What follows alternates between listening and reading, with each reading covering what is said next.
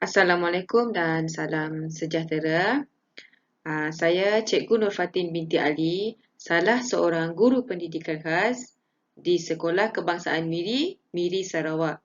Saya akan membentangkan tajuk kajian tindakan iaitu penggunaan video lagu dalam menyebut bunyi huruf vokal bagi murid bermasalah pembelajaran.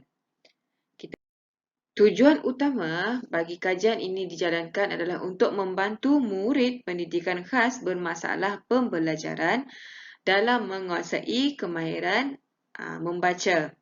Yang kedua iaitu kumpulan sasaran terdiri daripada 6 orang murid pendidikan khas bermasalah pembelajaran dalam tahun 3 kenari. Fokus kajian iaitu meningkatkan kemahiran menyebut bunyi huruf vokal.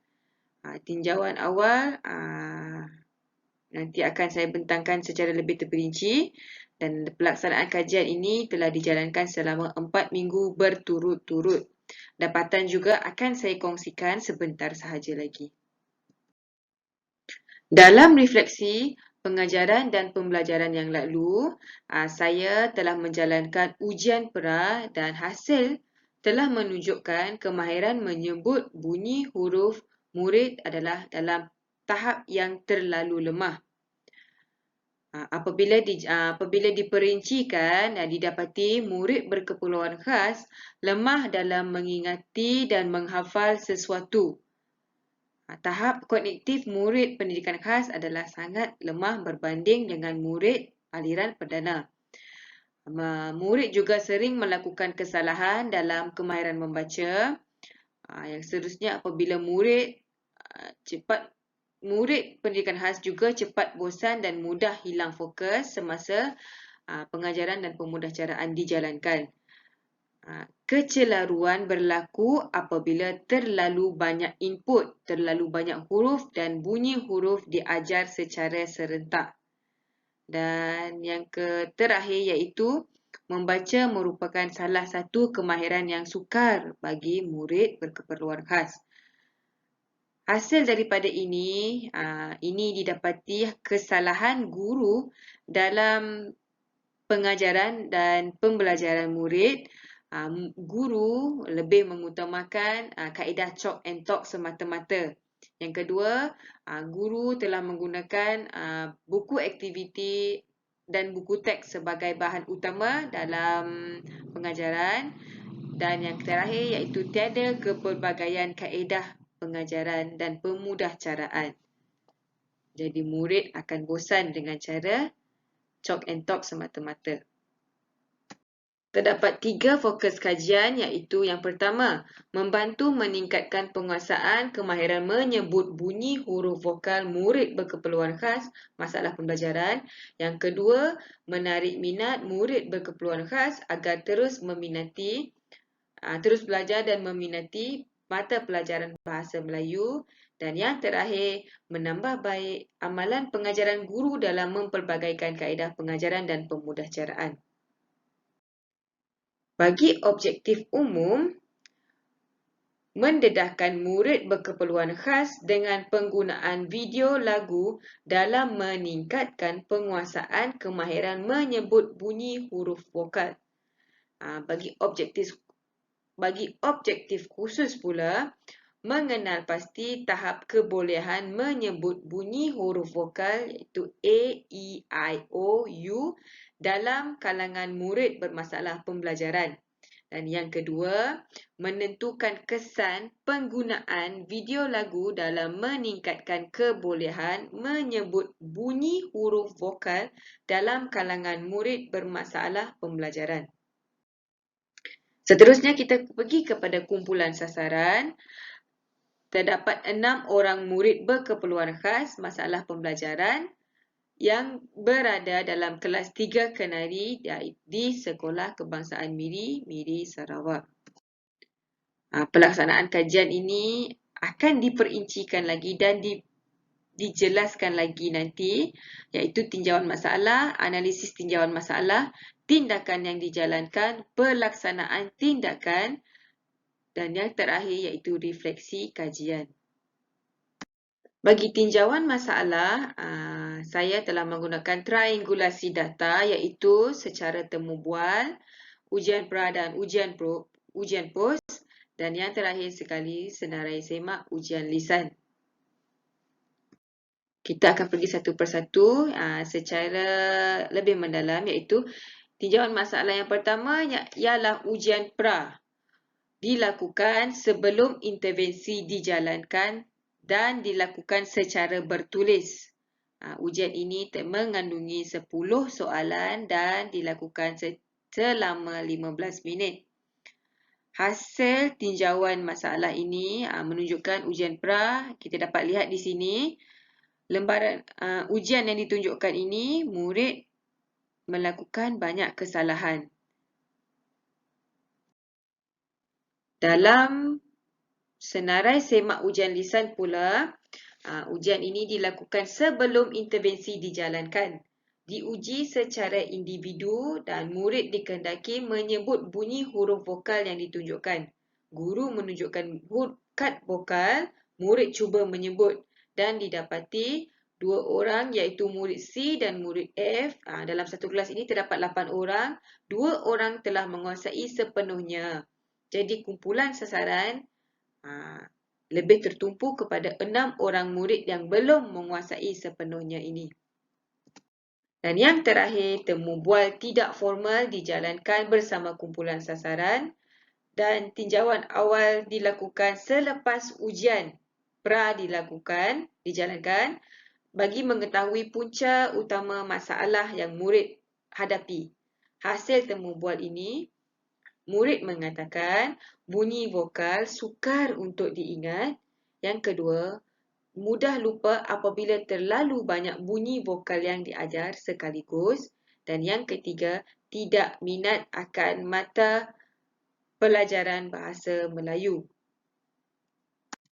Seterusnya kita pergi kepada tindakan yang dijalankan. Tindakan yang dijalankan ini, penerapan video lagu adalah salah satu medium bagi membantu dan mengukuhkan dalam menyebut bunyi huruf vokal. Yang kedua, menekankan penggunaan video lagu dalam set induksi setiap kali memulakan sesi pembelajaran.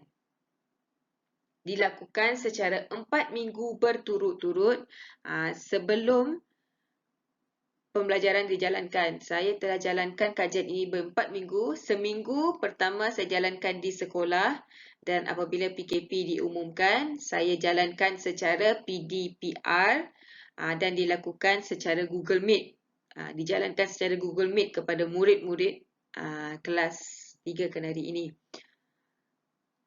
Kumpulan sasaran ini akan turut serta dalam menyanyikan lagu vokal dan akhir sekali ujian pos, senarai semak dan temu bual tidak formal akan dijalankan bagi mengetahui keberkesanan intervensi ini. Dalam pelaksanaan tindakan terdapat 3 fasa.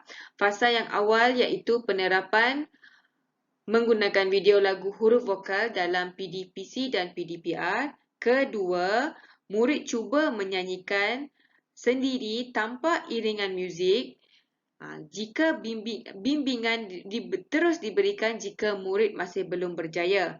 Dan yang ketiga iaitu fasa yang terakhir, murid boleh ingat dan menyebut bunyi huruf vokal tanpa bimbingan.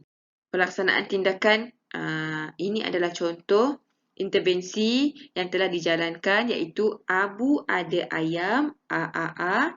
Emma masak enak, E. 6 ekor enggang, E. Itik ikut ibu, I. Oji jual oren, O. Ular usik ulat, U.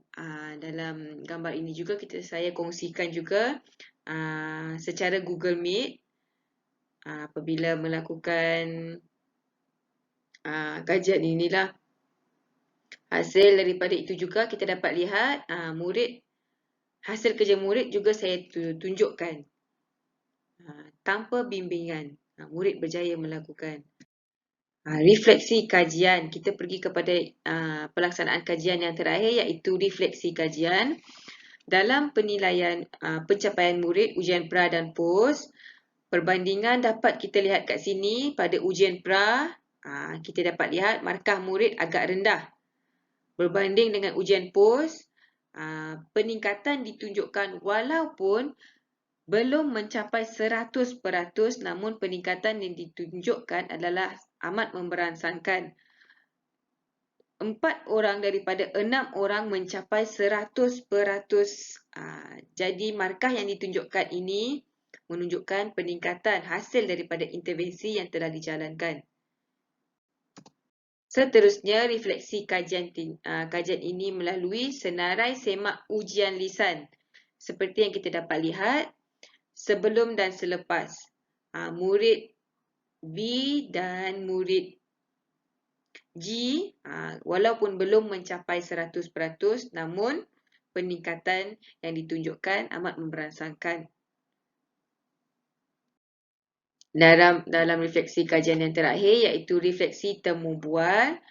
Yang pertama, murid menggambarkan perasaan gembira setelah berjaya menjawab soalan yang diberikan. Ada juga murid menyatakan sekarang mereka sudah ingat dan lebih pandai. Murid juga memberikan reaksi positif dengan menunjukkan mimik muka yang tersenyum lebar. Bagi cadangan kajian seterusnya, iaitu meluaskan. Yang pertama, meluaskan fokus kajian pada masa akan datang kepada huruf konsonan, bukan tertumpu dengan huruf vokal saja. Yang kedua, meluaskan penggunaan video lagu kepada guru-guru yang berada di sekolah lain. Dan yang terakhir, iaitu mengembangkan kajian ini kepada aspek emosi murid berkeperluan khas apabila menggunakan video lagu ini. Seperti yang kita tahu, kajian saya pada kali ini lebih tertumpu kepada aspek kognitif semata-mata. Pencapaian murid melalui tahap kognitif sahaja saya nilai pada kali ini. Jadi, cadangan pada masa akan datang, kita dapat lihat daripada aspek-aspek lain seperti aspek emosi murid-murid berkeperluan khas ini. Jadi kesimpulan yang dapat kita lakukan dalam kajian kali ini, yang pertama, penggunaan video vokal kepada murid berkeperluan khas masalah pembelajaran amat berkesan untuk meningkatkan kemahiran asas membaca mereka. Yang kedua, penggunaan media elektronik yang menarik dapat meningkatkan kestabilan emosi murid-murid semasa PDPC berlangsung dan seterusnya mengekalkan tahap fokus murid dalam tempoh yang lebih panjang. Kita dapat tahu murid pendidikan khas amat sukar untuk fokus dalam masa yang agak lama kecuali benda yang murid-murid suka. Jadi kita menggunakan pendekatan teknologi maklumat. Kita kembangkan penggunaan ICT bagi menarik perhatian murid. Penggunaan media elektronik mampu mengekalkan motivasi murid dan secara tidak langsung telah mewujudkan suasana pengajaran dan pembelajaran yang lebih menarik di dalam kelas, terutamanya bagi murid pendidikan khas. Dan yang terakhir, kaedah pengajaran yang lebih menyeronokkan dan lebih bermakna. Sekian sahaja pembentangan kajian saya pada kali ini. Terima kasih. Assalamualaikum warahmatullahi wabarakatuh.